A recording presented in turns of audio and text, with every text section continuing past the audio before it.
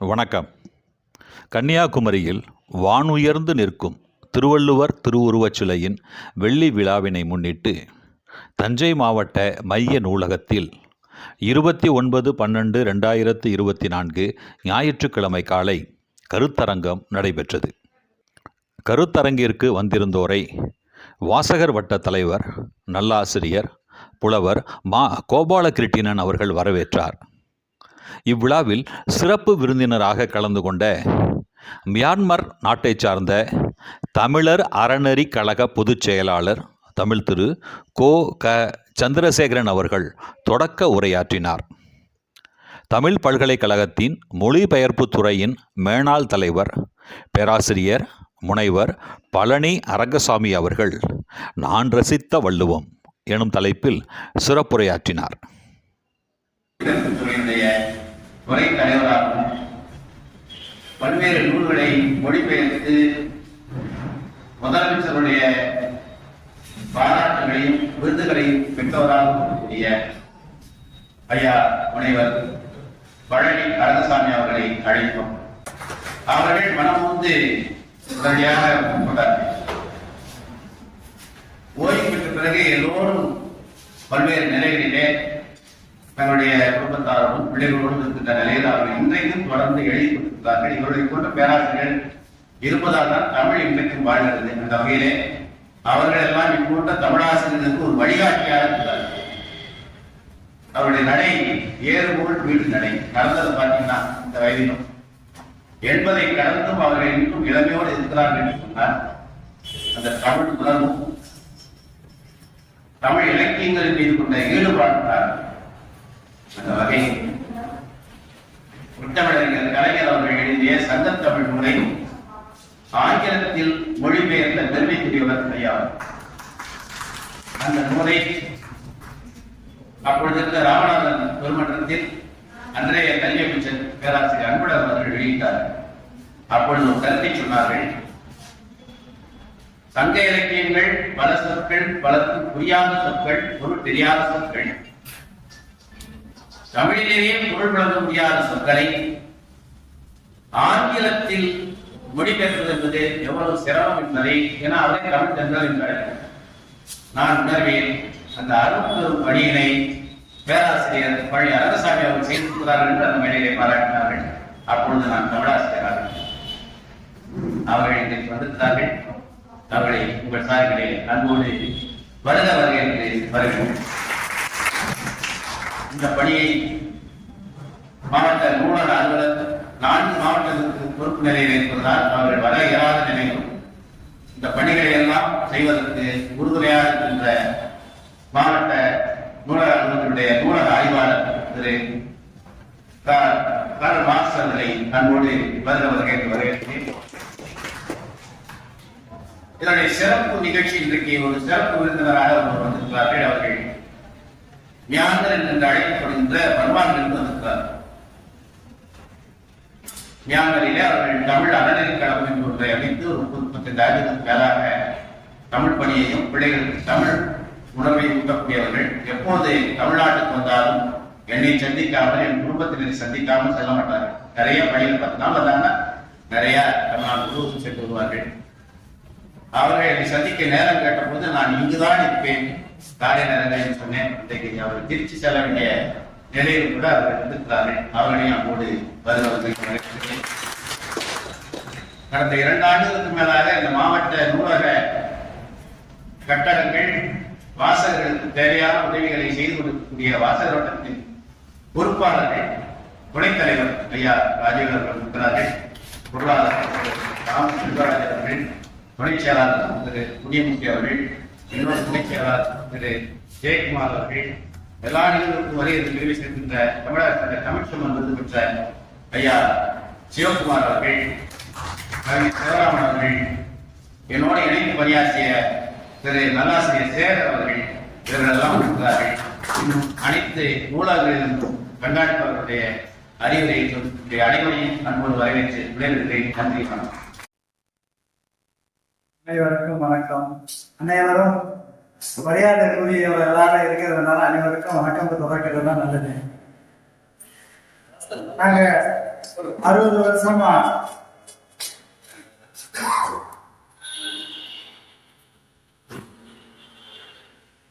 நாங்க 60 வருஷமா தமிழ் மொழி வருமானம் தெரிந்து கொண்டிருக்கோம். அரசாங்கத்தின் உதவி இல்லாம தனிப்பட்ட ஒரு இயக்கமாக இருந்து நாங்கள் தமிழ் பணி செய்து கொண்டிருக்கோம்.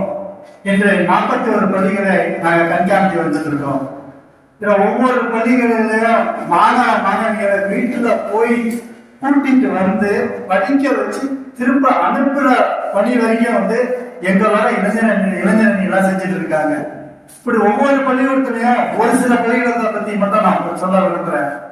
தொண்டைங்கிற கிராமத்துல வந்து 40 வருஷமா பள்ளிக்கூடமே இல்லை. அந்த கிராமத்துக்கு 40 வருஷம் பள்ளிக்கூடம் இல்லாத ஒரே காரணம்னா போக்குவரத்து சிரமம், அரசாங்கத்தின் நெரிசல்னால போக்குவரத்து ரொம்ப சிரமம். வருமானம் வந்து நம்ம தமிழர்கள் வந்து அடையாள அட்டை வாங்குறது ரொம்ப அரிது. இந்த அடையாள அட்டைனால வந்து ஆசிரியர் போக ரொம்ப சிரமம். அங்க வந்து குடும்பத்தில் உள்ள பெண்கள் வந்து படிக்கிறாங்க, இளைஞர்கள் படிக்கிறாங்க, தொழிலதிபர்கள் வந்து படிக்கிறாங்க.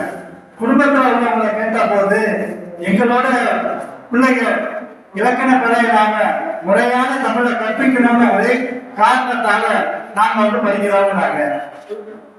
மாணவி மாணவர்கள் வந்து பண்ணா ஒரு பைக்ல வந்து 1 மணி நேரம் போகணும், படகுல ஒரு 15 நிமிஷம் போகணும், திருப்பி நடக்கிறது 1 மணி நேரம், அவ்வளவு தூரத்துல இருந்து வந்து படிக்கிறாங்க. காரணம் என்னன்னா 40 ஆண்டாக பள்ளிகள் வந்தாலும் ஒரே காரணத்தினால. தொழிலதிபர் வந்து கடையை அடைச்சு வந்து படிக்கிறாங்க. ஏன்னா அவங்க வந்து தமிழ் உணர்வு தமிழ் பற்று இல்லாம போகும், அடுத்த தலைமுறைக்கு கொண்டு போகணும் ஒரே காரணத்தினால. அங்க தமிழ் கற்றுக் கொடுக்கிற ஒவ்வொரு சிரமம் என்னன்னா தமிழ் பேசுறதே இல்லை. தமிழ் பேசுறது இல்லாத வந்து கற்றுக் கொடுக்கிற சிரமம். அந்த சிரமமான பணியை தான் நாங்க எடுத்திருக்கோம். வருமானம் சொன்னா வள்ளுவர் கோட்டத்தை சொல்லுவாங்க. அந்த வள்ளுவர் கோட்டத்துல அந்த பகுதியில் உள்ளவங்களே வந்து தமிழ் பேசையோ தமிழ் படிக்கையோ ரொம்ப சிரமப்படுறாங்க. அந்த பணியை நாங்க எடுத்திருக்கோம். அங்க போறதுக்கு வந்து ரயில் பயணத்துல போனா மழை காலத்துல ரயில போனா ரயில்ல தண்ணி அதிகமானா போக முடியாது, படகுல போகணும், நடந்து போகணும், இருசக்கர வாகனத்துல போகணும், இப்படி நடந்து போகணும். பல சிக்கல்கள் எல்லாம் போய் கற்றுக் கொடுத்துருக்கோம். ஏன்னா இதை நாங்க வந்து அடுத்த தலைமுறைக்கு நாங்க எடுத்துக்கொள்ள சொல்றோம். உலகத்துல உள்ள தமிழர்களோட ஒரு தரத்தை வந்து நாங்க ஒரே தரங்க வைக்கணும், ஒரே குறிக்கோளை எடுத்து சொல்லுவோம்.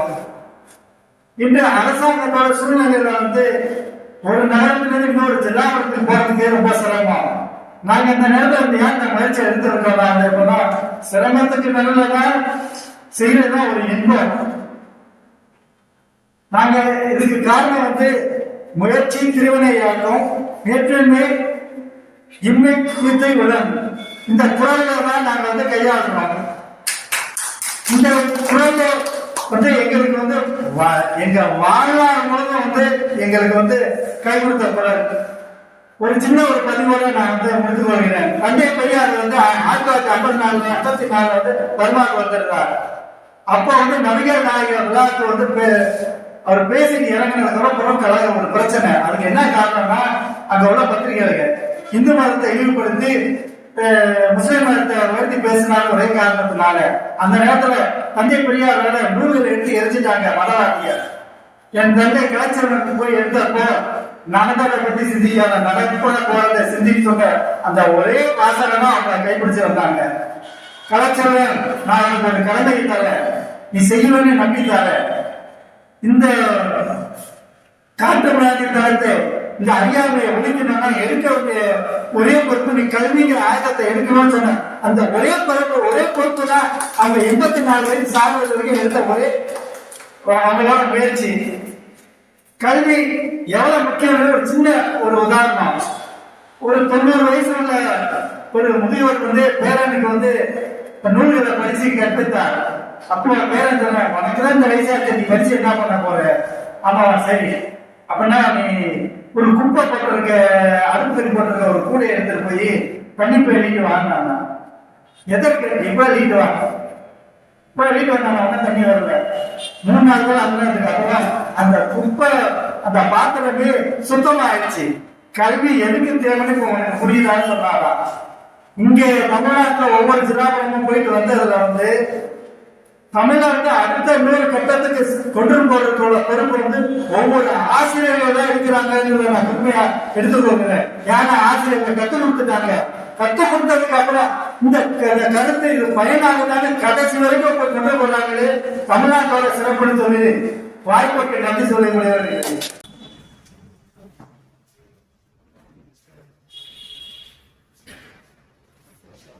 பேரன்பு சான்ற இலக்கிய ஆர்வம் இருந்த பெருமக்களே, இந்த அமைப்பினை காலம் தவறாது கடமை உணர்வோடு கண்ணும் கருத்துமாக பேச்சாளர் இப்படித்தான் பேச வேண்டும் என்ற வரையறையை வகுத்து கொடுத்து இதை நடத்தி வருகின்ற கோபாலகிருஷ்ணன் அவர்கள் மாயகிருஷ்ணன் என்று நான் சொல்ல வேண்டும். கோபாலன் என்று சொன்னாலே மாயக்கண்ணன். இந்த கண்ணன்கிற வார்த்தைக்கு மாயக்கண்ணன் சொல்லுவாங்க. எனக்கு ஞாபகம் சொல்லும் பொழுது ஒரு நீங்க அனுமதிக்கிறத இலக்கியம் படிச்சவங்களுக்கு ஒரு பெரிய தொல்லை என்னன்னா படிச்சதெல்லாம் சொல்லிட்டு வந்து நினைக்கிறேன். படிச்சதெல்லாம் சொல்லக்கூடாது. உங்களுக்கு என்ன, நீங்க ஓய்வோட நீங்க இருக்க வேண்டியது. அதனால இந்த நேரத்தெல்லாம் ஒதுக்கிட்டு வந்து உட்கார சொல்லிக்க. உங்க பொறுமையை நான் சோதிக்க மாட்டேங்கிறத முன்னாலே சொல்லிடுறேன். அமைதியா நீங்க போய் மதிய உணவுக்கு பிறகு நல்ல ஓய்வு எடுக்கணும். இந்த கண்ணனை பத்தி சிலப்பதிகாரத்துல ஒரு காட்சி. வடவரையை மத்தாக்கி வாசுகியை நாடாக்கி கடல் மன்னன் பண்டொரு நாடு கடல் பயிர் கலக்கினையே கலக்கிய கை யசோதை கடை வைத்தால் கடைக்கு மாயமோ மண்கை தேடும் மலையவே கலக்கின உன் கைய இந்த யசோத சின்ன கைத்தால கட்டிட்டால இதையும் பொறுத்து உன்னை புரிச்சுக்க முடியலையப்பா. அழகா இந்த பாடல் வந்து நம்முடைய பெருமை எல்லாம் இலக்கியத்துலதான். கடல் மன்னன் பண்டொரு நாள் கடற்பையில் கலக்கினையே கலக்கிய கை அது யாருக்கு? கடலே கலக்கிற கை. கலக்கிய கை யசோதை கடை கைத்தால் கட்டும் கை மலர்கமல உண்டிய மாயமோ மறுக்கே. அது மாதிரி நிகழ்ச்சி இடத்துல கோபாலகிருஷ்ணன் அவர்களை நான் பாராட்டுகிறேன். உலகங்கிறது உலகம் ஏதோ நம்ம இருக்கிறது பெரிய அது பவர்ஃபுல் ஆர்கனைசேஷன் இல்லை. ஆனா அதுக்காக நீங்க பயப்படாதீங்க. இந்த நாட்டுக்கு தேவையான மரபின் வளர்ச்சியை காப்பாற்றக்கூடிய ஒரு அரும் பெரும் அறிவு பெட்டகத்தை நீங்கள் காப்பாற்றி வருகிறீர்கள் என்பதற்காக தனிப்பட்ட முறையிலே நான் நன்றி செலுத்த கடமைப்பட்டிருக்கிறேன். Library is a body with whom I converse day by day. யார் சொல்றது தெரியுமா?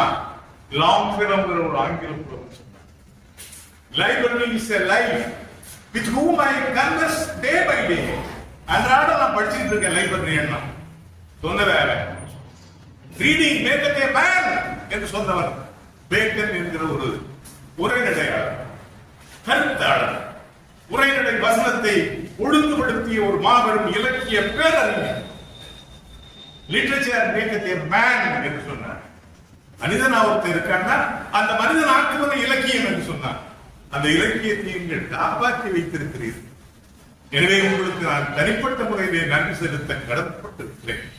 விழிப்புணர்வு எப்பாவது ஒரு வாரத்துல ஒரு நாள்ல கொண்டாடுவாங்க. நீங்க பண்றது அன்றாட விழிப்புணர்வு பணியைத்தான் செய்யுறீங்க. அதுக்காக நான் நன்றி பாராட்ட கடமைப்பட்டிருக்கிறேன். நம்ம தங்கையை பொறுத்தவரையில ஒரு இலக்கிய மரபே நமக்கு இருக்கு. ஒரு இலக்கியம் அது குரலை பற்றி பேச சொன்னோம்னே எனக்கு நினைவு இருந்தது. ரொம்ப பழசெல்லாம் பேசினா நேரம் ஆகி போகும்.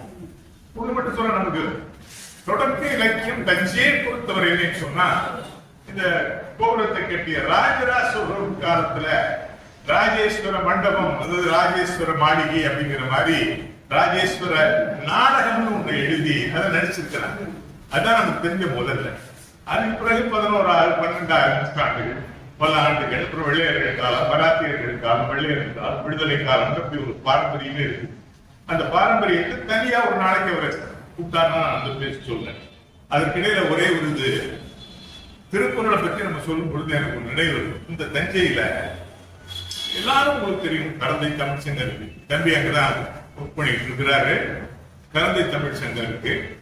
உமாமகேஸ்வர பிள்ளை அந்த கரந்தையில் இருக்கிற தமிழ் கல்லூரியில பிறந்தை கவிஞர் வேங்கடாசலம் பிள்ளை, அதனை நிறுவிய உமாமகேஸ்வர பிள்ளை, அதில் பணிபுரிந்தவர்கள் பல பேர், நாம வெங்கடசாமி நாட்டார், அந்த மாதிரி பல பேர் இருக்கிறாங்க. அப்படிப்பட்ட ஒரு பாரம்பரியம் நம் நாட்டில் இருக்கிறது.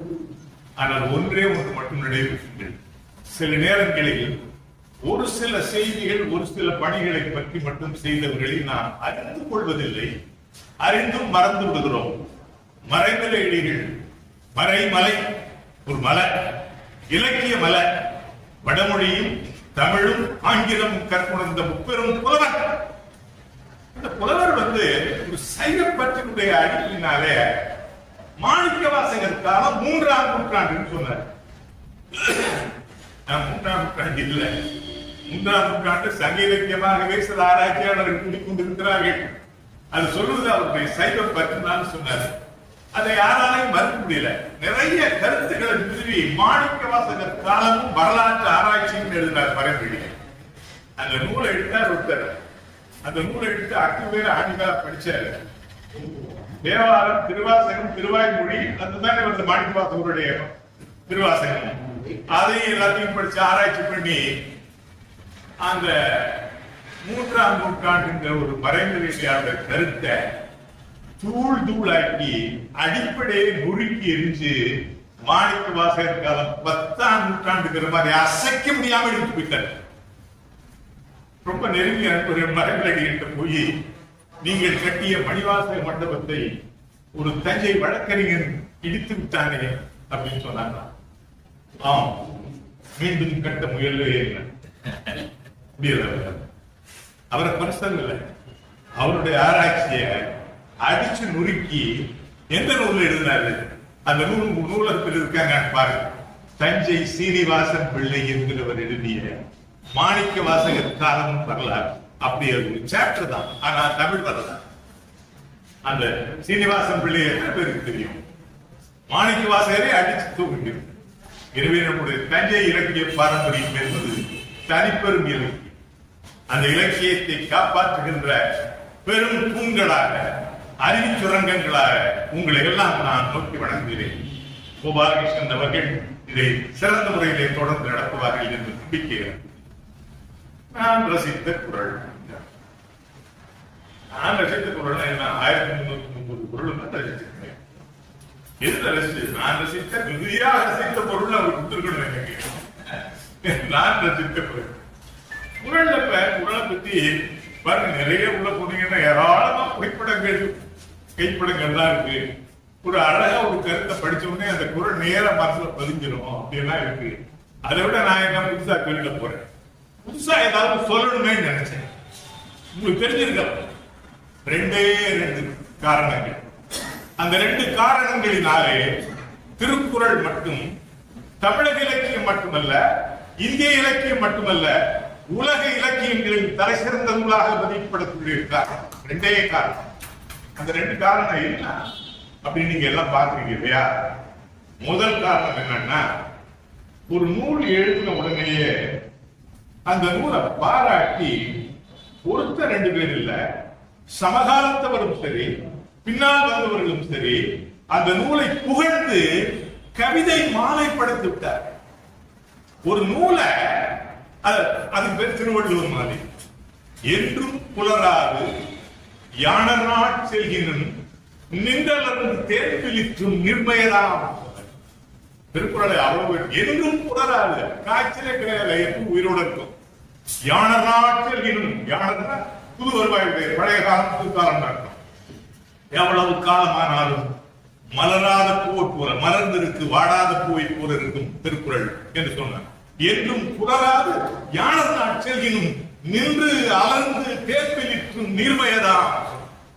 அந்த மாதிரி திருக்குறளுக்கு ஒரு திருவள்ளுவர் மாதிரி புலமை காய்ச்சல் இல்லாம எல்லா புலவர்களும் ஏகோபித்த முறையில பாடுறாங்க. எல்லாரும் திருக்குறளை பாராட்டான். திருக்குறளுக்கு திருக்குறள் பின்னால மனோமணியின் சுந்தரனார் கூட பாராட்டி இருக்காரு, மனுநீதியோட ஒப்பிடுவாரு. அந்த மாதிரி இல்லாம இவங்க திருவள்ளுவர் மாதிரியில் எல்லாரும் எந்த நூலுக்கும் தமிழ் இலக்கியத்தில் இப்படி ஒரு மதிப்புரை நூல் படைக்கப்பட்டது இல்லை. அதான் முதல் உயர்வு திருக்குறளை பொறுத்தவரை. அதான் முதல்னு சொன்னா அப்ப 2வது என்னையான்னு கேட்கறதுக்கு நீங்க ரெடியா கேட்காம இருக்கிறீங்க. இந்த ரெண்டாவது என்ன சொல்லணும்னா ரொம்ப வியப்பு என்னன்னாக்கா, அந்த குறளை படிக்கிறார் ஒருத்தர். படிச்சுட்டு இவ்வளவு அருமையா எழுதி இருக்கிறாரு, இந்த குறளுக்கு நம்ம எப்படி என்ன விளக்கம் கொடுக்கறது அப்படின்னு சொல்றாரு. அதை விளக்கம் கொடுக்கறதுங்கிறத பார்க்கும் பொழுது அவர் அந்த குறளை எடுக்கிறாரு. எடுத்து அந்த குறளை வச்சுக்கிறார். 1330 அருங்குறளையும் வாயிரத்தினோடு பகர்ந்த ஒரு பெருங்குலவன் தனக்கு வேண்டிய அந்த ஒரு குறளை எடுத்து வச்சுக்கிறான். அந்த குறளை எடுத்து வச்சுக்கிட்ட குறளை 3வது அடியாகவும் 4வது அடியாகவும் வச்சிருக்கிறான். முதல் அடியை 2வது அடியை இவன் எழுதுறான். அந்த 4 சேர்த்து வெண்பாய் புரியுது நினைக்கிறேன். முதல் வரியும் 2வது வரியும் அவன் பாட்டு, 3வது வரியும் 4வது வரியும் திருக்குறள். அதை சும்மா சேர்க்கல.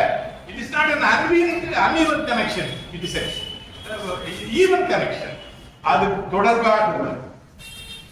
அதாவது தொடர்பாக உள்ளதை சேர்த்து இதை எழுதுறான். அதுக்கு பேரு, அந்த மாதிரி இலக்கியங்கள் யாரும் அதிகமாகவே தமிழில் படைக்கல, அதுக்கு பேரு முதுமொழி மேல் வைப்பு.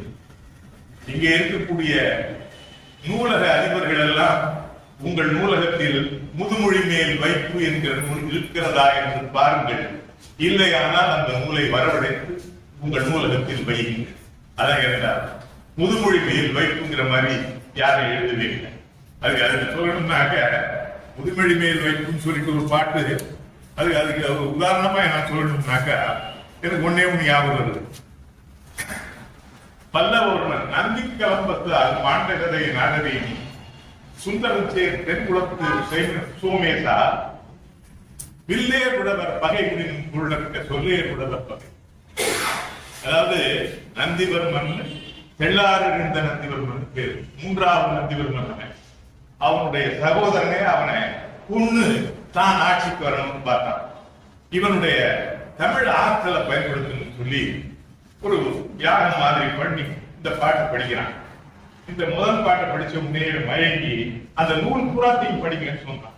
அது தம்பி சொன்னா, இந்த நூல் புறா இந்த யாகம் பண்றதுக்கு படிச்சா நீ செத்து போவேன்னு சொன்னான். செத்து போனாலும் பரவாயில்ல படின்னு சொன்னான். அப்படியே தான் உயிரை வச்சுட்டான். அதை தெள்ளாறு இருந்த நந்திவர்மன். அதாவது இந்த இலக்கியத்தினால நந்திவர்மன் இறந்து போனான்.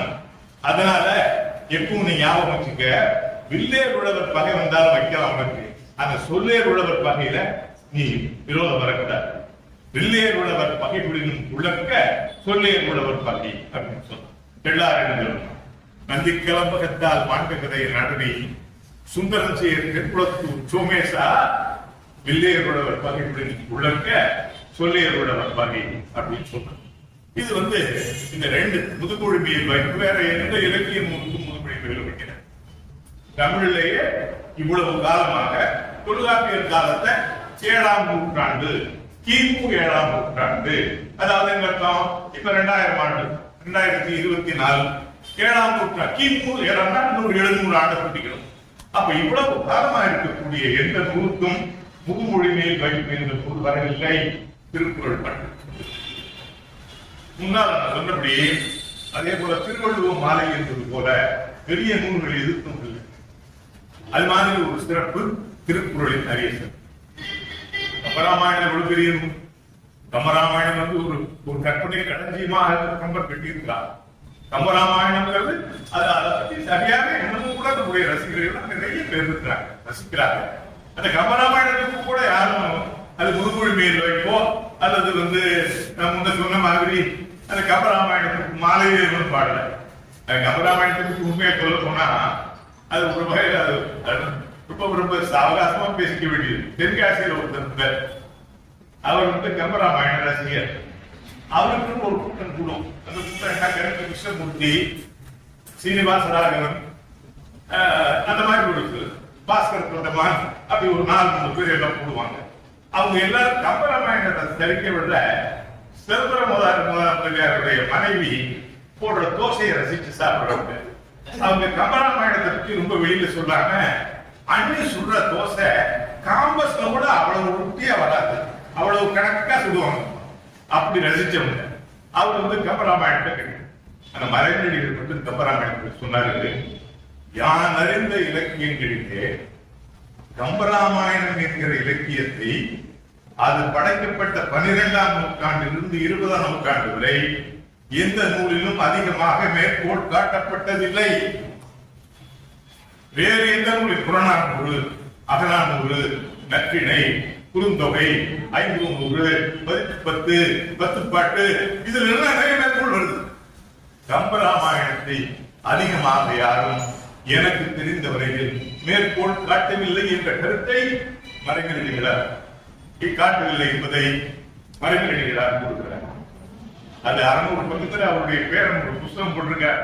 அந்த 600 பக்கத்தை எடுத்து படிச்சுட்டு நான் ஒரு 150 பக்கத்துல மறைநிலை காவியம் என்று பாடலாகவே எழுதியிருக்கிறேன். அது ரொம்ப பேருக்கு கொடுக்க முடியல. அது கடைகளில் கொடுத்தோம்னா அது கடையில் அப்படியே இருக்கும். அப்படியே இல்லாம போனாலும் கடைக்காரரை பார்க்க முடியாது. ஒரு மார்ச் பாரு, மார்ச்சில் போனோம்னா அடுத்த மாதம் வாங்க பாரு. அதனால அந்த புத்தகம் இருக்கு மறைநிலை காவியத்தில். அது மாதிரி அப்படி இல்லாம திருக்குறளுக்கு வந்து அப்படி ஒரு தனித்த ஒரு உயர்வு. அந்த தனித்த உயர்வு என்ன சொல்லணும்னா, எல்லாரும் வந்து புலவர்கள் பாராட்டினாங்க, எல்லாரும் பாராட்டினாங்க. வள்ளுவத்தை திருவள்ளுவர் மாலை பாராட்டுன்னு சொன்னாங்க. இன்னொன்னு வந்து அந்த திருக்குறளை வந்து ஒரு மாகாவியம் படைத்த ஒரு பாராட்டுகிறார். மாகாவியம் படைத்தல் என்பது காவியம் சொன்னாங்க. படிக்கொண்டு போய் என்ன சொல்லுவான், மகாபாரதம், ராமாயணம் அதான் சொல்லுவான். அப்ப இப்ப நம்ம சில பேர் சொல்லுவாங்க, யாருங்க மகாவியத்தை எழுதி ஆயிரக்கணக்கான பாடல்கள் எழுதிட்டு படிக்கவும் ஆளுது, எழுதவும் ஆளுது. அதனால மகாவியமே படைக்கிறது இல்லைங்க, எவன் படைக்கிறதுன்னு சொன்னான்.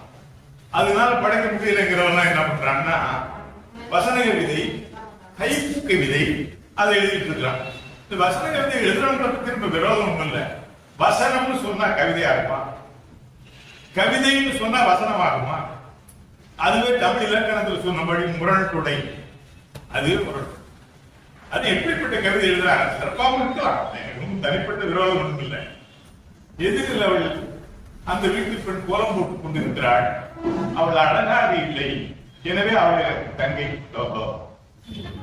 என்ன அழகாக இருந்தா உடனேயா? இதெல்லாம் புது கவிதை. புது கவிதை ஏன் புது கவிதை? கவிதை உடனே சொல்லிட்டு போய புது கவிதை அது ஒண்ணு. அதுக்கு அடுத்து ஹைப்பு. இப்ப ஒன்னே முக்கால் அடிக்கு நம்ம எழுதியிருக்காரு 25,000 வருஷத்துக்கு முன்னாடி. அவன் ஜப்பான் ரெண்டும் ஏன் என்னன்னா வேற எழுத முடியாது. மரபு எப்பொருள் எச்சொலின் எப்படி செப்பினர் அப்படி செப்புதல் மரபு. முறைப்படி மரபு வழிப்படி எழுதணும். எழுத தெரியாது நமக்கு, அதெல்லாம் தெரியாது. காரிகை வந்து கைவாழ்வு பேரிகை குட்டி பிழைப்பது மேல் சொல்லிட்டு இருக்கிறவன் எழுத முடியாதவனால. ஆனா இந்த காலத்திலும் கூட ஒரு மகாவியத்தை எழுதியிருக்கிறான். 20ஆம் நூற்றாண்டில் வெளிவந்த அந்த மகாவியத்தை பற்றி போதுமான அறிமுகம் தமிழகத்தில் இல்லை. இப்போது உங்களுக்கும் கூட 20ஆம் நூற்றாண்டில் ஒரு எத்தனை மகாவியத்துக்கு 50,000 பாடல்கள். உங்களுக்குமே இப்ப ஆச்சரியமா இருக்கும். காவியம்னா என்ன? இதிகாசங்கள், மகாபாரதம், ராமாயணம், பாரதம் இதான பண்றோம். இந்த 20ஆம் நூற்றாண்டுல ஒரு காவியம் இருக்கிறதா சொல்றாருன்னா அந்த காவியம் 50,000 பாடல்கள். எண்ணி பாருங்கள். நம்முடைய வாழ்க்கை வாழ்வு சிறிது, வளர்கலை பெரிது என்று சொல்லுகிறோம். அந்த வளர்கலையை ஒருவன் மகாவியமாக்கி இருக்கிறார். அந்த மகாவியத்தின் பெயர் Bharata Shakti Mahakavyam. It is in Tamil, please believe. 50,000 பாடல்களை கொண்டது பாரத சக்தி மகாகாவியம் என்று நூல் எழுதியிருக்கிறார். அந்த எழுதியிருக்கிற ஆள் பேர் என்ன? சுத்தானந்த பாரதி. சுத்தானந்த பாரதி. ஏயா சுத்தானந்த பாரதி பத்தி பெரிய சொல்றேன், நீங்க கேட்கலாம். அந்த சுத்தானந்த பாரதி திருக்குறளை எப்படி பாராட்டினாங்கிறத சொல்லுறதுக்காக சொன்னேன். சுத்தானந்த பாரதி ஒரு பாட்டு எழுதுறாரு. உண்மையான கவிஞர்கள், கவித்துவம் உள்ளவர்கள். சொற்கள் அவர்களை நோக்கி ஓடிவது, விரும்புகின்ற சொற்களை வேண்டும் போது எடுத்து அதை அழகுபடுத்தி காட்டுகின்ற அற்புத கலையின் உணர்தலில் இருக்கிறவர். அது என்ன பண்ணா, தமிழ் அன்னை, அந்த தமிழ் அன்னையை நான் அலங்காரமாக நாற்காலியில் அமர்த்துகிறேன். சரி, ஒரு பொண்ணை அமர்த்தினா பொண்ணுக்கு நகை வேண்டாம இருக்கலாமா? புன்னகை மட்டும் நகைக்கு போருமா? உண்மையான நகை இல்லை. புன்னகைக்கு உயிரோடு இருக்கிறது. நம்ம போடுற மேல அது செயற்கையா கொண்டுட்டு வருது. அவர் என்ன பண்ணாரு, அந்த புன்னகை நகைங்கிறதுக்கு மாணிக்க சுத்தானந்த பாரதியார் சொல்றாரு, காது மூக்குல எல்லாம் போட மாட்டாங்க, ஒரு மூக்குல எல்லாம் போட காது, காது கை இல்லையா, காதுடன் முந்தலம் கைக்கு வளையாவதியும் கருணை மார்பில் சிந்தாமணியும் மெல்லிடையில் மேகவையும் காலில் சிறம்பொறியும் உள்ளவா எல்லாம் போட்டாச்சு. 50 காவியத்தை தமிழ்நாட்டில் தூக்கியாச்சு. திருக்குறள் உட்கார்ந்து பக்கத்துல திருக்குறளை எப்படி விடுறது விட முடியல. அதனால என்ன பண்ணிட்டாரு, இப்படிப்பட்ட அன்னைக்கு திருக்குறள் கையில் இருக்கும் செங்கோலாய் வளர்கின்ற திருக்குறள் பாடுகள் காதுடன் முதலமும் கைக்கு வளையாவதியும் கருணை மார்பில் மீதுடி சிந்தாமணியும் மெல்லிடையில் மேகலையும் காலில் சிலம்பும் போட்ட தமிழ் தாய்க்கு என்ன கொடுப்பது என்று தெரியாமல் திருக்குறளை செங்கோலாய் நீடு தமிழ் தாங்கும் தாய் வாழ்க. திருக்குறளுக்கு எங்க உயர்வு வச்சிருக்கிறாரு பாருங்க. அது வந்து பாரதிதாசன் சுத்தானந்த பாரதியார் அந்த 2 சிறப்புகளும் அது உண்டு. இதை வந்து இப்போ ஒரு நீதி நூலாக சொல்வதா அறநூலாக சொல்வதா அப்படிங்கிறது உண்டு. திருக்குறளுடைய காலம் என்னங்கிறத பற்றி சொல்லணும்னா, அது நம்ம தமிழ்ல இன்னொரு பெரிய இடத்தில் என்னன்னா, கொஞ்சம் அதிகமா வடமொழி படிச்சு ஒரு நோய் எது வந்தாலும் அது வடமொழியில் இருக்குது, எது வந்தாலும் சிறப்பாக இருக்குன்னா வடமொழி இருந்துச்சு அப்படிங்கிற ஒரு அப்படி சொல்லி அந்த மாதிரி ஒரு சிந்தனை வந்த பொழுது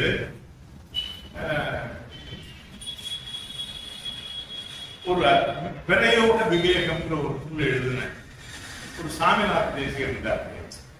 என்ன உங்க தமிழ் மொழிக்கு நானா ராணா நானா ராணா அந்த மாதிரி 5 எழுத்து ரொம்ப சிறப்பு எழுத்துங்கிறீங்க.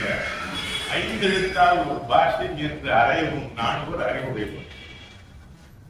ஆரியம் வடமொழிக்கும் தமிழுக்கும் இருமொழிக்கும் ஒரு இலக்கணம் என்றே ஆரியம் போல் அப்படின்னு சொல்லிட்டு, அதனால் வடமொழியின் தமிழுக்கும் ஒன்றே என்று 5 எழுத்தால் ஒரு பாஷை என்று அறையும் நான்கு அறிவுடையவரே அப்படின்னு சொல்லிட்டு அந்த மாதிரி ஒரு உணர்வு பல பேர் என்னன்னா எதை எடுத்தாலும் வடமொழியில் அது ஒரு நோய் மாதிரி. அதுக்கு நம்ம வடமொழியில நமக்கு வெறுப்பு இல்லை. வடமொழியிலிருந்து தமிழுக்குள்ள நிறைய இருக்கு, தமிழ்ல இருந்து வடமொழிக்கு போயிருக்குங்கிறத நம்ம தான் பார்க்கணும். நம்ம பலர் செய்வதில்லை. அருகிலே இருக்கக்கூடிய திருவையாற்று கல்லூரியில இந்த பாடம் இருக்கு. நான் பல மாணவர்களிடம் பேசிக் கொண்டிருந்த போது சொன்னேன், உங்களுடைய கடமையே தமிழில் இருந்து வடமொழிக்கு என்ன போயிருக்கிறது என்பதை கண்டுபிடிங்கள் என்று சொன்னேன். அப்படி கண்டுபிடிச்சுட்டா இந்த மாதிரி பேசுகிறவருடைய வாயை மூடி விடலாம். அந்த மாதிரி அது வந்து அந்த வடமொழியிலிருந்து வந்தது. அதனால அந்த சில கருத்துக்கள் அப்படி இருக்கு. பரிமேலழகர் திருக்குறளுக்கு உரை எழுதியிருக்காரு. பரிமேலழகர் ஒரு காஞ்சிபுரத்து வைணவர். அவர் என்னன்னா 12ஆம் நூற்றாண்டில் ஒரு வாழ்ந்தவர். திருக்குறள் எப்ப எழுதுறது, அதாவது பௌத்த காலத்திற்கு பின்னாலும் சங்க காலத்திற்கு முன்னாலும் கிமு 3ஆம் நூற்றாண்டு. இதுதான் பெரும்பாலுடைய கருத்து. ஆய்வாளருடைய வரலாற்று ஆசிரியருடைய கருத்து என்பது பௌத்த காலத்திற்கு பின்னாலும் சங்க காலத்திற்கு முன்னாலும் கிறிஸ்துவுக்கு முன்னர் 3ஆம் நூற்றாண்டு பேர். அந்த 3ஆம் நூற்றாண்டுல எழுதப்பட்ட திருக்குறளுக்கு 12ஆம் நூற்றாண்டை சேர்ந்த காஞ்சிபுரத்து வைணவர் பரிமேலழகர் உரை எழுதுகிறார். அந்த உரை எழுதுறதுல ஒரு இடத்துல சொல்றாரு, அந்த உரை எடுத்து சொல்லும் போது சொல்லுவாரு, இன்னொன்னுக்கு சொல்லும் பொழுது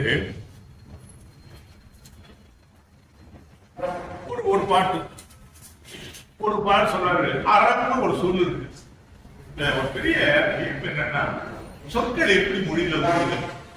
இந்த கேள்வியெல்லாம் நீங்க எங்களை கேட்டா எங்களுக்கு பதிலா சொல்ல முடியும்னு நீங்க நினைக்கலாம்.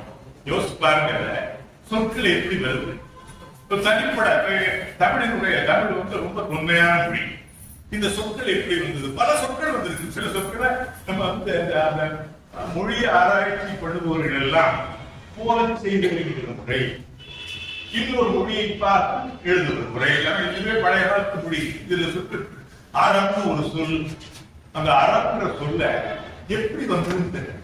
அதுக்கு அறங்களில் அதுக்கு ஏராளமான குரல் வந்து திருக்குறள். திருக்குறளே அதிகாரம் குரல் அறங்கள். நான் உடனே வையாபுரியுடைய லெக்சிகன் எல்லாம் எடுத்து பார்த்தேன். சாஸ்டிட்டின்னு, சேரிட்டின்னு, இப்படி ஒரு மீனிங். அந்த மீனிங் வந்து அளவுகளும் போயிட்டே இருக்கு. அவன் அதுக்கு பரிமேலழகர் என்ன சொன்னாரு, அறமாவது மனு முதலிய நூல்களில் விதித்தன செய்தலும் விலக்கியன ஒழிதலுமாம். தப்பு என்னன்னா, மனுநீதி நீதி இல்லை, மனு அநீதி. நான் விடுதலை வீட்டுக்கு படிக்கிறேன். நான் ஒரு தடவை தமிழ் தலைவர் ஐயா வீரமணி அவர்களை பார்த்து சொன்னேன், நம்முடைய கட்டுரைகளிலே மனுநீதி சொல்லியபடி மனுநீதியை சொல்லியபடி எழுதுறாங்க, அது நீங்களும் உங்களை சேர்த்து கூட மனுநீதின்னு எழுதக்கூடாது ஐயா. ஏன் மனுநீதினா நீங்களே மனுநீதி ஒப்புத்த மாதிரி ஆயிடுச்சு, மனு அநீதியில் சொன்னபடின்னு எழுது. அப்படின்னா அறமாவது பரிமேலழகர் சொல்றேன், அறமாவது மனு முதலிய நூல்களில் விதித்தன செய்தலும் விலக்கியன ஒழிதலுமாம். என்னையா அதில் விதிச்சிருக்கு? பிராமணரை தவிர எவன் படிச்சாலும் அவன் காதல் ஏற்றா வாங்கி முடிச்சுங்குது. ஒண்ணு ஒரே எக்ஸாம்பிள் சொல்றேன். சரி, குறைஞ்சு போகுது, அவனுக்கு ஈய தொகுத்து பொம்பளைங்களுக்கு படிப்பே சொல்லி கொடுக்கூடாது. இதான் இது மனுநீதியா? இதுக்கு பேர் தர்மமா? இது பேர் தர்மமா? பரிமேலழகர் சொல்றான், மனு முதலிய நூல்களில் விதித்தன செய்தலும் விலக்கியன ஒழிதலுமாம். இது மட்டும் சொல்லிட்டாரு. அவருடைய கருத்து வைணவர். அந்த கருத்து இன்னொரு இடத்துல சொல்றாரு பாருங்க, தாய்மார்கள் நிறைய இருக்கிறீர்கள், உங்களை பற்றி ஒரு 12ஆம் நூற்றாண்டு வைணவ பெரியவர் பேசுகிறார். பெருமவற்றுள் யாம் அறிவதில்லை, மக்கள் பேர் அல்ல பிற. நாம் எவ்வளவு பணத்தை பெறுகிறோம், நிலத்தை பெறுகிறோம், கணவனை பெறுகிறோம், இந்த எல்லா பெறுகின்ற பொருள்களிலும் ஒரு குழந்தை பெறுவதை தவிர வேறு எந்த மகிழ்ச்சியும் இல்லை. பெரும் அவர் பெண் சொல்ற மாதிரி சொல்றேன், பெரும் அவற்றுள் யாம் அறிவதில்லை, மக்கள் பேர் அல்ல. எனக்கு குழந்தை பிறக்கிறது தாயா நான் பெரிய சொத்தாக நினைக்கிறேன் தாய் சொல்றான். அதுக்கு பரிமேலழகர் என்ன நடக்கூடாது, யாம் அறிவதில்லை ஏன் சொன்னாங்கன்னா, சொந்தமா இவளுக்கு அறிவு கிடையாது, அதனால யாம் அறிவதில்லை, பெருமவற்றுள் யாம் அறிவதில்லை. அறிவதில்லைங்கிறதுனால என்ன சொன்னா, அறிவறிந்த என்பதனால் தான் மக்கள் பெற்றாலும் மக்களுடைய நன்மை உயர்வு என்பது எனக்கு தெரியாது, அறிவறிந்த அது மாதிரி சொன்னாங்க. அதே மாதிரி இது இன்னொரு வேள்வி, இந்த பாட்டு உங்களுக்கு ரொம்ப பேருக்கு தெரிஞ்சிடும். ஈன்ற பொழுதில் பெரிது ஒற்றும் தன் மகனை சான்றோன் என கேட்ட தாய். பெருமையா நம்மளே நம்ம பிள்ளைய பாராட்டோம். பக்கத்து வீட்டுக்காரங்க உன் பையன் நல்லா பேசினா இருப்பான் வேண்டியில அப்படின்னு சொன்னா, அப்படின்னு அந்த அம்மா கேட்பாங்க. நான் சொல்றதை விட தன்னுடைய மகனை பற்றி அடுத்த வீட்டு அம்மா சொல்லும் பொழுது அந்த தாய்க்கு என்ன மகிழ்ச்சி இருக்கும், அதைத்தான் வள்ளுவர் சொல்லியிருக்காங்க. ஈன்ற பொழுதில் பெரிதுவக்கும் தன் மகனை சான்றோன் என கேட்டதாய். அதுக்கு பரிமேலழகர் என்ன விளக்கம் கொடுக்கிறாரு, பெண்ணுக்கு அறிவு கிடையாது, அதனால பையனுடைய அறிவை பற்றி இன்னொரு சொன்னப்பதான் இவளுக்கு தெரியுது. இதை ஒத்துக்குவீங்களா? எல்லாரும் ஒத்துக்குவீங்களா? அது அவருடைய லாங்குவேஜ் சொல்ற மாதிரி, பெண்ணியல்பால் தானாக அறியாமையின் கேட்டதாய் என்று சொன்னார். பெண்கள் ஒத்துக்குவீங்களா? நாளைக்கே நீங்க பரிமேலழகர் ஊழியர் இந்த காலத்தை அரசியல்வாதி மாதிரி குடிப்பிக்கணும். பெண்ணியல்பால் தானாக அறியாமையின் கேட்டதாய் என்றார் அப்படின்னு கேட்டு நீங்க எல்லாருக்கும் நூல் கொடுக்கும் பொழுது திருக்குறளை எடுத்து கொடுத்தீங்கன்னாக்க பரிமேலழகர் ஒரு படின்னு சொல்லுங்க, நீங்க அவங்களுக்கு தெரியும் இல்லையா? அது மாதிரி நம்ம சொல்ற பெண்ணியல்பால் தானாக அறியாமை. அதே மாதிரி இன்னொரு இடத்துல சொல்றாரு, வினை திட்டம் கூட ஒரு அதிகாரத்துல திருவள்ளுவருக்கு சுயமான அறிவு இருந்ததுங்கிறத முடியல. வடமொழியாளர்கள் நம்ம வையாபிக்குள்ள உட்பட, அதாவது தமிழ் படிச்சவங்களுக்கு தமிழ் அறிஞர்களுக்கு சொந்தமா கிடையாது, வடமொழியிலிருந்து எடுத்துக்கொண்டார்கள் என்ற கருத்து தான் அவங்களுக்கு அதிகமாக படும். ஒரு இடத்துல சொல்றாரு, வினைத்திற்கும் ஒரு அதிகாரத்தில் பாடலுக்கு வியாழ வெள்ளிகளது துணிவு தொகுத்து பின் நீதி நூலுடையார் கூறியவாறு கூறுகின்றமையும் அப்படின்னாரு.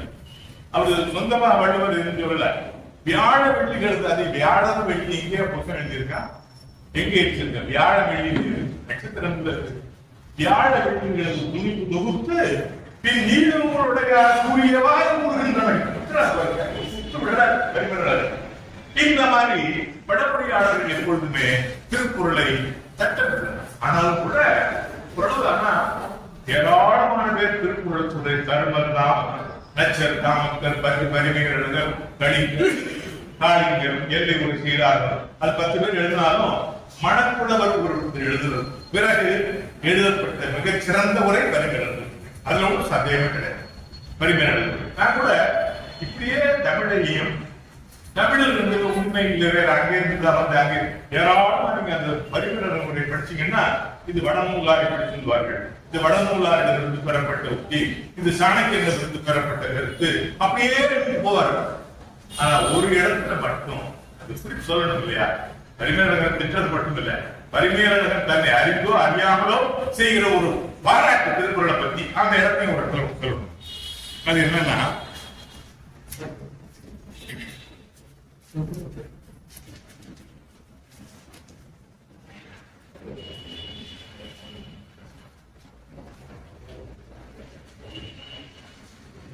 வடமொழியாளருடைய கருத்தை மறுத்து செயலாற்றுகின்ற அருமையான குண கோட்பாட்டை வள்ளுவர் பாராட்டுகிறார். அப்புறம் உதவி செய்வதற்கு எப்படி வேண்டுமானால் பிறருக்கு தொல்லை கொடுத்தாவது பொருளை பெற்று உதவி செய் என்கிற ஒரு வடநூலார் கருத்தை மறுத்து முன் உழைப்பால் சம்பாதித்து மக்களுக்கு உதவ வேண்டும் என்கிற கருத்தை வள்ளுவர் இந்த இடத்தில் கூறுகிறார் என்று சொல்ல ஒரே ஒரு இடத்துல மட்டும் அது தன் உழைப்பினால் வருகின்ற பொருளை வைத்து நீ மற்றவர்களுக்கு உதவி செய்ய வேண்டும். ஆனால் வடநூலார் எப்படி வேண்டுமானாலும் பொருளை சம்பாதிக்கலாம், உதவி செய்வதற்கு எதையும் செய் என்று சொல்லுகின்ற வடநூல் கருத்தை மறுத்து உன் உழைப்பினால் மட்டும் செய்ய வேண்டும் என்று சொன்னார். அதே மாதிரி அந்த ஒரு இடம் மட்டும் பரிமையில பாராட்டப்பட வேண்டியது. அப்புறம் திருக்குறளை நீங்க எடுத்து பார்த்தீங்கன்னா எல்லா பொருளும் இதற்கால் உள்ள இதற்கு இல்லாத பொருளும் இல்லையா? திருவள்ளுவர் மலையில வர பாட்டு சொன்ன உடனே ஒரு மாநாடு நடந்துகிட்டு குஜராத்ல, சென்னையில சொன்னோம், தமிழ்நாட்டில் தலைநகரத்தில் ஒரு மாநாடு நடந்துகிட்டு இருக்கு. இந்த மாநாட்டுல வடமொழி பற்றாளர் தலைவர் அவருக்கு நடக்குது. அதுல எல்லாம் கூட தமிழாசிரியர்கள் கூப்பிட்டாரு. அவர் என்ன பண்ணாரு, ஒரு வேடிக்கையா எழுந்திரிச்சு நின்று, ஏயா தமிழாசிரியர்கள் இருக்கீங்க இங்க நூற்று கணக்குல, நீங்க தான் படிக்கிறீங்க இல்லையா, எல்லா பொருளும் இதற்காக உள்ள இதற்கு இல்லாத எப்பொருளும் இல்லையா இருக்கிறீங்கள, அப்படியா எல்லா பொருளும் இருக்காயா அப்படின்னு. ரெண்டு விட்டு ஆமா. சரி, நான் ஒண்ணு கேட்கிறேன், எல்லா பொருளும் இருக்குங்கிறிய சட்டை போட்டு இருக்கா? போட்ட சட்டை இருக்கா? திருக்குறள் சட்டையை பற்றி சொல்லலை. நீ நான் சட்டை போட அவ்வளவு பேர் சட்டை போட்டுருக்கமே, சட்டையை பத்தி சொல்லவே இல்லையா? அவரு வாழ்க்கையை பத்தி கூட சொல்லிருக்காரு, சட்டையை பத்தி சொல்லலையே அப்படின்னாரு. சட்டையை பத்தி ஏன் சொல்லல? இப்படி முடிச்சாங்க. அப்புறம் முறைச்சு பார்த்தாங்க. கோச்சுக்காதீங்க, என்ன சட்டைங்கிறது தமிழ்நாட்டுல அப்படி இல்லை, அதனால சொல்லு, அவ்வளவுதான். சட்டை இல்லை தமிழ்நாட்டுல, அதனால திருக்குறள் அவ்வளவுதான். இருக்கிறத வச்சு பேசியிருக்காரியா, ரொம்ப பாராட்டுவேன் அப்படின்னு சொன்ன. அது மாதிரி சில எல்லா பொருள் இருந்தாக்கா மக்களுக்கு தேவையான எந்த கருத்துக்கும் திருக்குறள் இடம் கொடுக்கிறது. இன்னொரு ஒரு பெரிய ரகசியத்தை சொல்லணும். வெளிநாடுகளில் இருக்கிற தூதுவர் ஆலயங்கள், அதாவது அம்பாசிடர்ஸ் ஆபீஸ், நம்முடைய இந்தியன் எம்பசிஸ், அந்த இந்தியன் எம்பசியில போய் சாணக்கியருடைய அர்த்த சாஸ்திரத்தை வச்சிருக்காங்க. ஆனா திருக்குறளை வைப்பதற்கு ஒரு நடவடிக்கை எடுக்க வேண்டும் என்று நம்முடைய பாராளுமன்ற உறுப்பினரோட சொல்லி இருக்கிறேன். அது ஏன்னாக்கா, சாணக்கியன் எழுத அர்த்த சாஸ்திரம் நீதி நூல் என்பது அன்றாடம் ஆட்சியை நடத்துகின்ற ஆட்சியாளருக்கு அறிவுரை கூறுகின்ற ஏராளமான கருத்துக்களை உள்ளடக்கியது அர்த்த சாஸ்திரம். அதனால இந்த அர்த்த சாஸ்திரத்தை கொண்டு போய் அங்க வை. அங்க ஏதாவது பிரச்சனை நாம பார்ப்போம். அது வணிகமா, போராட்டமா, பாராட்டுதலா, உழவர்களா, வளர்ச்சியா, எது இருந்தாலும் அர்த்தசாஸ்திரம் சொல்வது போல திருக்குறளை சொல்வதனாலே திருக்குறள் நூலையும் ஒவ்வொரு இந்திய தூதர் ஆலயங்களில் வைக்க வேண்டும் என்பதை நமது பாராளுமன்ற மெம்பர்கள் செய்ய வேண்டும் என்பதை நான் எடுத்துக்கிட்டேன். எனவே அந்த அளவுக்கு திருக்குறள் இருக்கு. திருக்குறள் எது இல்லை எல்லாம் அதான் சொல்லணும். ரொம்ப சுருக்கமா இருக்கும். தூதுவனா, தூதுவன் சொல்லிட்டான். யார் தூதுவன் அப்படிங்கிறது சொல்றாங்க. இப்ப யாரார் சொல்லணும்னு சொன்னா ஒரு சுருக்கமா ஒண்ணு மட்டும் சொல்ற பாருங்க. அவன் திருக்குறள் இருக்கக்கூடியது வணிகருக்கா, வணிகர்கள் புத்திமதி என்ன வணிகருக்கு வாணிகம் செய்வார்க்கு வாணிபம் பேணி பிறகும் தமப்போர் செய்யினர். அளக்கும் பொழுது, வாங்கும் பொழுது, கொடுக்கும் பொழுது கொடுப்பதும் குறைபடாது, கொள்வதும் குறைபடாது அப்படின்னு இருக்கும். அந்த பட்டின பாதையில தமிழ் இலக்கியத்தில் சொல்றான் வாணிகத்தை. அந்த வாணிகத்தை பற்றி திருக்குறள் பேசுகிறது. வாணிகம் செய்வார்க்கு வாணிகம் பேணி பிறவும் தமபோர் செய்யும். பிறவும் தமபோர் செய்யினாக்கா பிறர் பொருளில் நாம் பொருளாக இருக்கிறோம்னா எடுத்துக்கிட்டு அர்த்தம் இல்ல. அவன் பொருள் அவன்தான் இருக்கும். அவன் ஒவ்வொரு எப்படி நடத்துவியோ அந்த மாதிரி நீ நடத்த. பிறவும் தமபோர் செய்யணும் இருக்கிறது. அப்ப வாணிகளை பற்றி சொல்லிருக்கு. அடுத்து என்ன ஒற்றர் சொல்லலாம். ஒற்றருங்கிறவன் ஒற்றருங்கிற சொல்லுக்கு உங்களுக்கு எப்படி பொருள் நீங்க சொல்லுவீங்கன்னு எனக்கு தெரியல. ஒரு 2 நிமிஷத்துல அதை சொல்றேன் பாருங்க. நம்முடைய ராணுவ தலைவர்கள் போர் வீரர்களுக்கு அந்த கமாண்டர் என்ன பண்றாரு, ஒரு நோட்டீஸ் கொடுப்பாரு. அந்த நோட்டீஸ் என்ன கொடுத்திருப்பாங்கன்னா, வெளிநாடுகளில் சென்று உளவு ஆராய்ந்து ரகசியமான செய்திகளை நீங்கள் கொடுங்கள். ஆனால் ஆட்சிதான கொடுத்தான். ஆனால் இது யாரிடமும் நாங்கள் சொல்ல மாட்டோம். உங்களுடைய குடும்பத்திற்கு உங்கள் வருமானம், உங்களுடைய சேலரி, உங்களுடைய மாத சம்பளம், ஸ்பெஷல் எல்லாம் உங்கள் வீட்டுக்கு நேரடியாக மாதம் இருக்கும். நீ அயல் நாட்டில் போய் எந்த அளவுக்கு துப்பறிய முடியுமோ அதை கொண்டு வந்து இதுல என்ன நடக்கும் தெரியுமா? அயல் நாட்டில் போய் இருந்துட்டு சடங்கு தெரிஞ்சு வச்சுருவான். ஆனால் பிச்சைக்கார மாதிரி, நோயாளி மாதிரி, மருத்துவமனையில போய் கிடக்கிற மாதிரி, கை கால் ஊனமா இருக்கிற மாதிரி நோண்டிட்டு அந்த மாதிரி உலகம் அறிந்து ஆராய்ந்த சொல்லில் தெளிவான வினை. அதுதான் தூதுவரை பற்றி சொல்லியிருக்கேன். ஒரு நேவல் ஆபீசர் ஒருத்தர் நம்முடைய இந்திய நாட்டினுடைய ஒற்றன் பாகிஸ்தான்ல ஆப்பிட்டான். அவரை முட்டை அடிச்சு அநியாயம் பண்ணாங்க. நம்முடைய பிரைம் மினிஸ்டரே அங்க உள்ள ராணுவ அதிகாரி கூப்பிட்டு அவர் தப்புல அவரை நீ அனுப்பி கேட்டுக்கிட்டார். அது என்ன ஆச்சுன்னு எனக்கு தெரியல. அது மாதிரி ஒற்றருக்கு அவ்வளவு கடுமையான பணி. அந்த ஒற்றரை பற்றி ஒரு அதிகாரமே எழுதுறார் வள்ளுவர். வணிகருக்கு, ஒற்றருக்கு, உழவருக்கு. உழவர் ஒரே ஒரு குறள் மட்டும் பாருங்க. உழவினால் கைமடங்கீர் இல்லை, விளைவோம் என்பது விட்டார்க்கு நிலை. உழவினால் கைமடங்கின் இல்லை, விளைவதும் விட்டை என்பார்க்கு நிலை. அதனால விளைவதும் விட்டை, எந்த பொருளும் இல்லாம நான் ஆண்டியா இருக்கிறேன், அந்த ஆண்டியும் கூட குறைக்க முடியாது. உழவினால் கைமடங்கி. அதனால உழுவார் உலகத்தார்க்கு ஆணி, உழுவார் உலகத்தார்க்கு ஆணி. அந்த மாதிரி அந்த உழவரை பற்றி அமைச்சருக்கு, தூதுவருக்கு, அந்த அமைச்சருக்கு சொல்றது ரொம்ப அழகா தானே பாருங்க. அதனால அகராது அணுகாது காய்வார் கூறுக இகழ்வேந்தன் சேர்த்து கொடுப்பார். வேதத்தில் இருப்பதால ரொம்ப சில வாழ்க்கை வரலாறு எல்லாரும் படிச்சு பாத்தீங்கன்னா நம்முடைய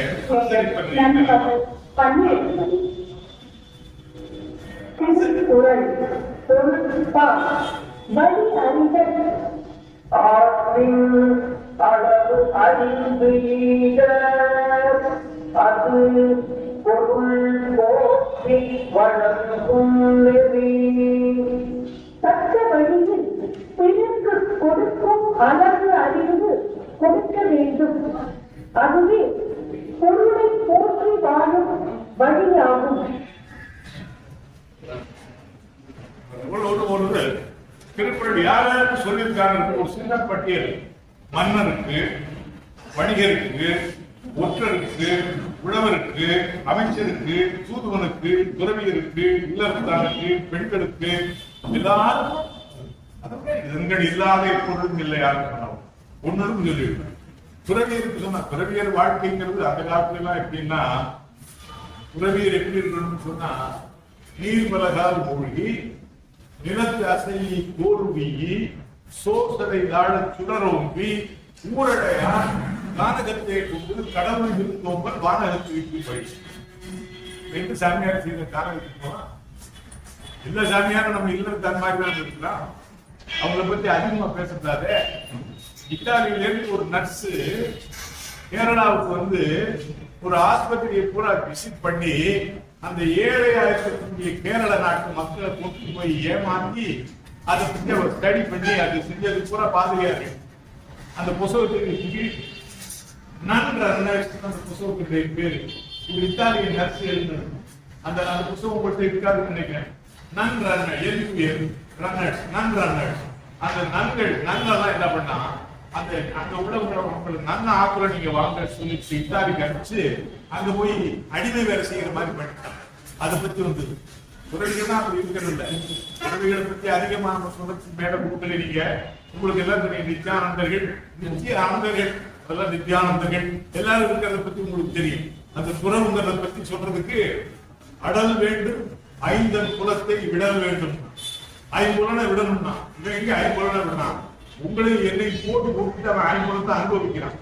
மெய்காய் செவி அவ்வளவுக்கு வேலை கொடுக்குறான். துறவியர் உன்னை துறக்கல எல்லாத்தையும் வச்சிருக்கிறான். சுத்தி பஸ்ட் எல்லாம். ஏன்னா சில பேருக்கு ஒரு இங்கிலீஷ்ல ஒரு வேர்டு உண்டு. What is that Swamiji? Oh my God, this Swamiji is from India. How is he behave? How does he behave? He is a jet set Swamiji. இதுதான் முதல் செட்டு வந்து ஜெயிட்டி, அடுத்த set SET. He is not a mere Swamiji. He is a jet set Swamiji. Where is he? He is always he will never come down to the earth. When he comes down, he will do all the things that are atrocious, unbearable, painful, uneven. அதான் சுவாமி எழுதியிருக்காரு.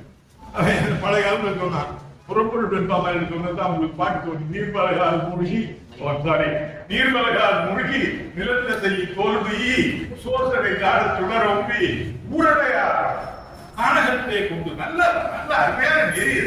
கானகத்தை கொண்டு கடவுள் விருந்தோம்பல் கானகத்துவிக்கும் வழின்னு சொன்னார். எனவே அந்த மாதிரி எல்லாருக்கும் வந்து ஒரு இலக்கணம் திருக்குறளை கொடுத்திருக்கான். அருமையான அற்புதமான நூல். நம்மளுக்கு முன்ன சொன்னபடி ஒவ்வொரு திருக்குறளுடைய மொழிபெயர்ப்பையும் நம்முடைய இந்திய அலுவலகங்கள் தூதுவர ஆலயங்களில் வெளிநாடுகளில் வைக்கிறது. ஏற்கனவே வச்சுட்டான். அர்த்த சாஸ்திரத்தை கொண்டு போய் வச்சிருக்காங்க. அதே போல இந்த முனை வைக்க வேண்டும் என்பதை ஒரு வேண்டுகோளாக வாய்ப்பு இருக்கும்போதெல்லாம் நீங்கள் கூட ஒரு கூட்டம் போடும்போது அதை ஒரு தீர்மானமாக இயற்றி வெளிநாட்டு தூதுவர ஆலயங்களில் நம்முடைய திருக்குறளை வைப்போம். நமக்குள்ளே பழங்கதைகள் சொல்வது ஒரு மகிமை இல்லை. திறமான புறமையினர் வெளிநாட்டார் அதை வழக்கம் செய்தல் வேண்டும். யார் சொன்னது? பாரதியார் சொன்னது. திறமான புறமையினர் வெளிநாட்டார் அதை வழக்கம் செய்தல் வேண்டும். வெளிநாட்டார் வழங்கக்கூடிய அளவு ஆற்றல் மிகுந்த ஒரு பெரிய நூலை எழுதிய இந்த அறிவுரை திருவள்ளுவரின் நூல் வெளிநாட்டு தூதுவர ஆலயங்களிலே வைக்கப்பட வேண்டும் என்பதை நாம் வற்புறுத்தி சொல்ல வேண்டும். சரி, அவன் நம்ம கோபாலகிருஷ்ணன் என்ன சொல்லுவாரு? என்ன சார் ஒரு மணி நேரம் பேசுறீங்க, நான் ரசித்த குரல் ஒன்று சொல்லாம விட்டுட்டீங்க. நான் ரசித்த குரல் இருக்கு, நீங்க அப்படியே 1000 கண்ண முடிங்க. உனக்கு பிடிச்ச சொல்றேன். வருகுவார் ஊரின் பண்பிலார் கேள்மை பெருகலில் குன்றல் இது. அதான் போனோட யாரு நீ மாதிரி அந்த வருகுவார்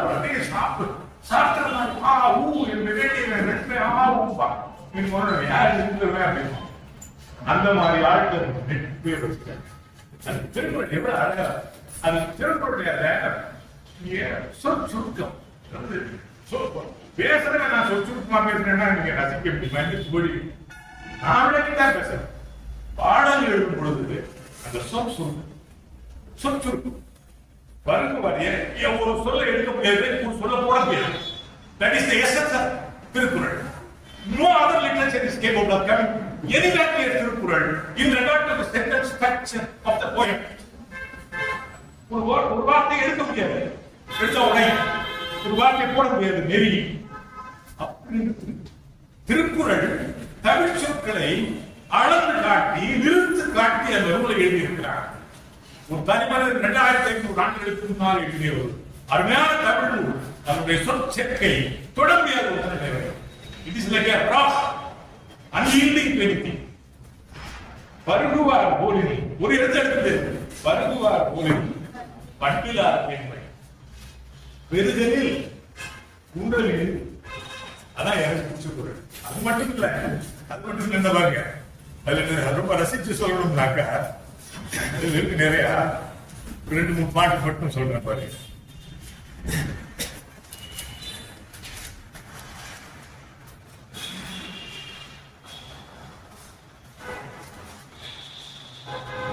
படிக்கும் பொழுதே சில பாடல்கள் அப்படி இருக்கும்.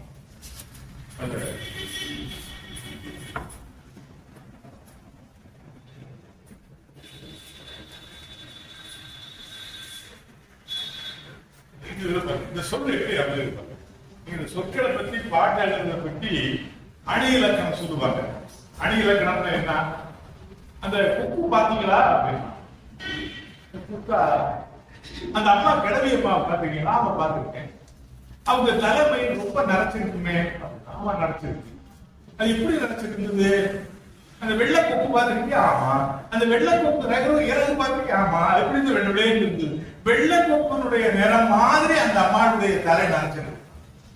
ஊமை தானே இல்லையா? அது ஊமை. அது வந்து வீக்கோ திருநாட்டில் பாட்டு சொல்லுவார். ஊமை என்னும் தவளரும் புத்தி. அது விளக்கம் இருப்பார். ஊமை என்னும் தவளரும் புத்தி பல்வகை கூறும் பாங்குறப்புனைக்கு. அது கருத்தை விளக்கிறதுக்கு அவ வருவான். அது மாதிரி இதுக்கு ஒரு ஊமை எல்லாம் சொல்றாங்க. அந்த சொற்களை பாடல்கள் அந்த ஒல்லி நயத்தோடு எழுதுறதுக்காக மாத்துவாங்க. அதுல ஒரு பாட்டு பாருங்க. புரியுமா? என்னமோ ஊரின் நட்டு அறின் பொருவும் ஒப்பிலார் பெண்மை பெரின் இழப்பு. ஒரு இடத்துல எடுக்க கொஞ்சம் புரியாம பொருளா இருக்கும். உரியின் நட்டு வேணுங்கிறப்ப ரொம்ப வேண்டிய ரெண்டு நமக்கு தெரியும். உரியின் நட்டு வேணும் போது நட்பாக இருக்கும். உரியின் நட்டு அறின் ஒருவும் அந்த நட்பு தேவைப்படலைன்னா அவனை அட்டாக்ட். உரின் நட்டு அறின் ஒருவும் ஒப்பிலார் பெண்மை பெருதலில் முதல் கடுமையா தான் இருக்கும். கடுமையா இருந்தாலும் நல்லா இருக்கும். அதனால படிச்சு பார்க்க அந்த பாட்டியா இருக்கு. ஏன்னா ஒரு தமிழை வந்து முறைப்படி தமிழ் கல்வியில படிச்சு, அதனால வெறும் தமிழ் புலவர்கள் எல்லாம் படிச்சு. உரின் நட்டு அறின் ஒருவும் ஒப்பிலார் பெண்மை பெரிதும் இழப்பின். இப்படி ரசித்த நான் ரசித்த குரல். இன்னும் ஒரு ரெண்டு குரல் மட்டும் சொல்ற பாருங்க. இது ஆட்சியாளர்களுக்கு. Many of you are administrators. We have a chief librarian of Tamil. We have got many administrators. Administrator. அதனால நீங்க உங்களுக்கு உதவியாளராக நீங்க எடுக்கிறீங்க. எடுக்கிறப்பவே நல்லா அவனை பற்றி உணர்ந்து இவன் திறமையானவனா, நம்ம எதிர்த்து உள்கலகம் செய்வானா செய்ய மாட்டானா அப்படிங்கறத நல்லா டீட்டெயிலா பார்த்துட்டு அவன் எடுக்கணும். பார்த்து முடிச்சிட்ட பிறகு என்ன பண்றான்? அவன்கிட்ட பேசிட்டு இருக்கானே, இவன்கிட்ட பேசிட்டு இருக்கானே, எல்லாம் முட்டாள். இதை முதலே தீர்மானிக்கணும். அது முதலே தீர்மானிக்கணும். அப்போ இப்ப அப்படி ஒப்பி ஒப்பி பாக்குற அவனா உழவு பண்றான், நீ தான் அவன் உழவு பாக்குற. நீ ஆர் அட்மினிஸ்ட்ரேட்டரா? நீ you are failing as an administrator.